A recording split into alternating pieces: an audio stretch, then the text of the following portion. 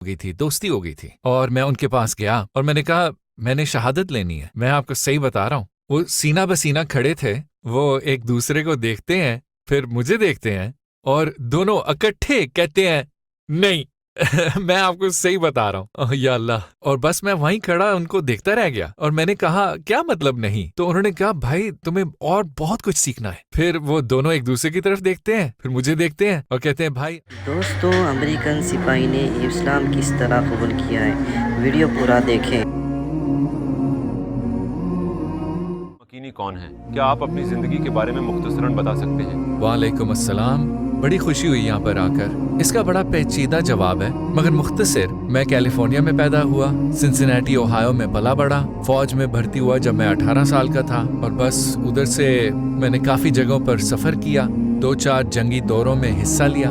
1979 में पैनामा में था, डेजर्ट शील्ड और डेजर्ट स्टॉर्म 1991 में, और 92 और 93 में मैं सोमालिया में था। फिर मैं फौज से खारिज हुआ और 2 साल के लिए एक आम शहरी था। फिर फौज में भर्ती होने के बाद मैं रिटायर हुआ जब मैं इराक में जख्मी हुआ था। फिर 2009 में मैंने इस्लाम कबूल किया और अब मैं अपने आबाई शहर जो सेंट्रल इंडियाना में है उसकी मस्जिद में रोज जाता हूँ और अब मैं दूसरी जगहों पर जाकर लोगों से बात करता हूँ और बयानिया को तब्दील करने की कोशिश। आपने कब कहा मुझे मुसलमान हो जाना चाहिए? अपने ख्वाबों की वजह से, जिनमें मुझे एक हद पर खून नजर आता था।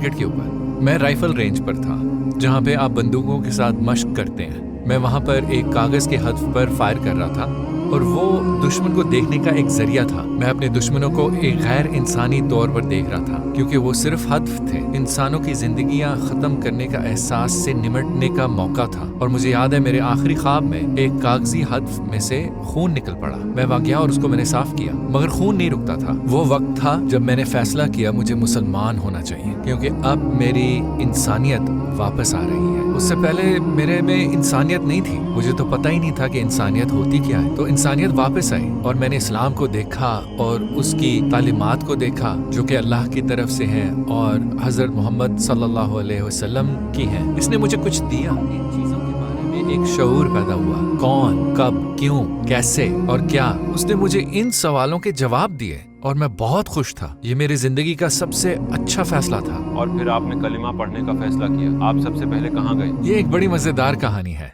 बहुत से ईसाइयों के जहन में सालों से ये तस्वर रहा है और उनका ये मानना है कि अगर मुसलमान तुम्हें पकड़ ले तो वो तुम्हारे गले पर तलवार रखकर कहेगा कि इस्लाम कबूल करो वरना तुम्हें मार डालेंगे। मैं जुम्मे को दोबारा इस्लामिक सेंटर गया। मैं 2 लोगों से मिला, वही 2 लोग जिनसे मैं सबसे पहले मिला था। उनसे मेरी जान पहचान हो गई थी, दोस्ती हो गई थी और मैं उनके पास गया और मैंने कहा मैंने शहादत लेनी है, मैं आपको सही बता रहा हूँ। वो सीना बसीना खड़े थे, वो एक दूसरे को देखते हैं, फिर मुझे देखते हैं और दोनों इकट्ठे कहते हैं नहीं। मैं आपको सही बता रहा हूँ। ओह या अल्लाह। और बस मैं वहीं खड़ा उनको देखता रह गया और मैंने कहा क्या मतलब नहीं? तो उन्होंने कहा भाई तुम्हें और बहुत कुछ सीखना है। फिर वो दोनों एक दूसरे की तरफ देखते हैं, फिर मुझे देखते हैं और कहते हैं भाई आ जाओ। मैं आपको सही बता रहा हूँ।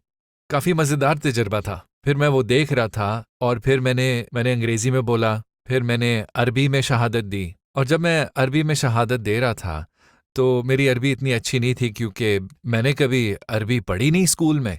तो मुझे ऐसे लगा जिस तरह एक बहुत बड़ा वजन मेरे से उठाया गया है। मैं बस वहाँ खड़ा रहा और अपने हाथ ऐसे फैलाकर बस खड़ा रहा और बस मुझे वजाहत करने का तरीका नहीं आता।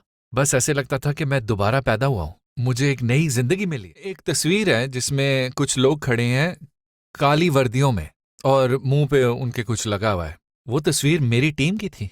उस टीम में से सिर्फ मैं जिंदा बचा। उस टीम में से हर बंदे ने फौज से रिटायर हुआ और फिर खुदकुशी की और मैं काफी अरसे तक ऐसे ही महसूस करता रहा। और जैसे मैंने पहले कहा, जब मैं फौज वापस भर्ती हुआ, मैं 2 साल के लिए बाहर निकला, फिर मैं सीधा वापस चला गया, वरना मेरा वही हाल होना था। और मैं दोबारा कहता हूँ, ये सब अल्लाह ताला का मंसूबा है, ये सब अल्लाह के